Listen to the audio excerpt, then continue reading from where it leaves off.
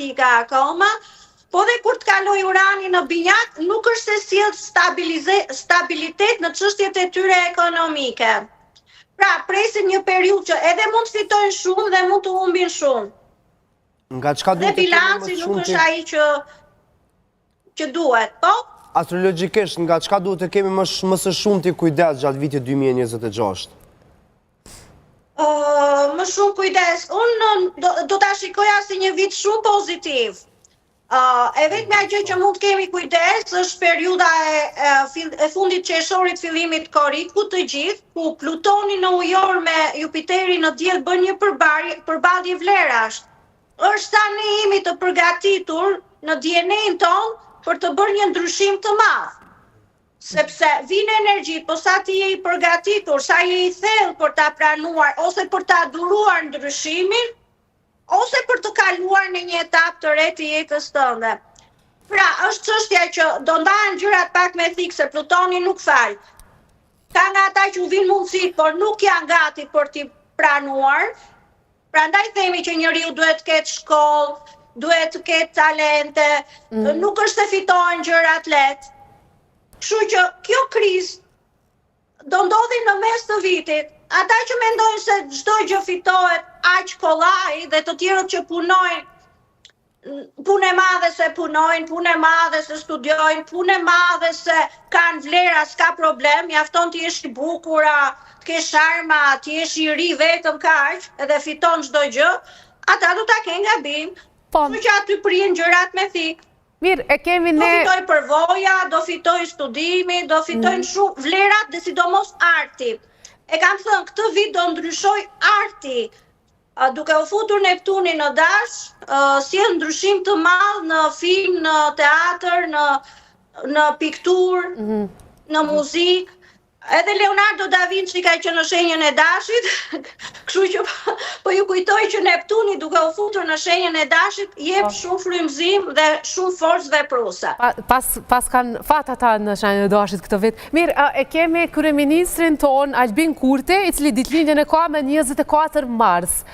I bie të jetë peshk apo në fakt është Jo, është në shenjën e dashit, është shumë dashaj. Pas këm fat në këtë vitin e ardhshëm.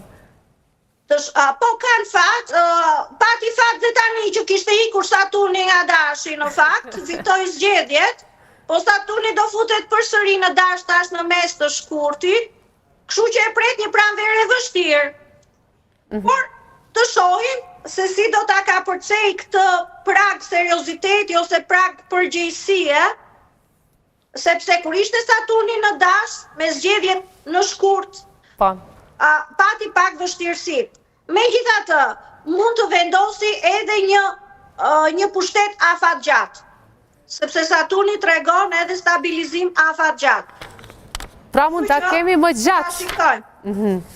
Mund ta kemi më gjatë kryeministër Albin Kurtin. A e doni ju kryeministrin? Po patjetër, e kemi votuar 50% afërsisht e popullatës, si se duam. Kështu që rrethoni rreth dashit, si thaj. Apo jo, vetëm një dash ka kumbora, megjithëse në sintaksën shqipe, të gjuhës shqipe, mua më thonë mos thuaj dashi, po thuaj deshët.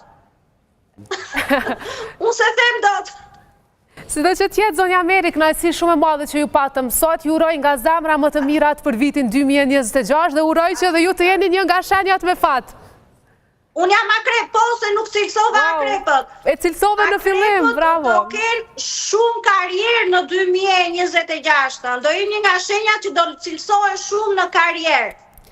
6 mujorin e parë të vitit do kenë karierë, punë, po gjithë vitin e kanë edhe plot dashuri edhe mbarsi. Vetëm kujdes në periudhën tetor-nëntor, ku Afërdita kthehet e kundërt në shenjën e tyre dhe mund t'u rikthehen raste nga e kaluara për martesa të dyta. Okej, mirë, zonja Meret, faleminderit shumë dhe një urime gëzuar. Gëzuar. Puthje edhe për qafime për zonjën Merin, ndërkaq unë me Agonit dhe të qëndrojmë studio, sepse vetëm pas pak do të bashkohet kolegja jonë Blerina Shoshi, mirë, por nuk është e vetë me qysh gjia ju kemi lajmëruar, që në studiot e emisionit Mëngjesit për herë të parë këtu në Mëngjes do ta kemi këngëtarin Fero. I presim studio dhe zhvillojmë një bisedë këndshme së bashku. I've been told too many times now Yeah, loving me was all you tried when you were around.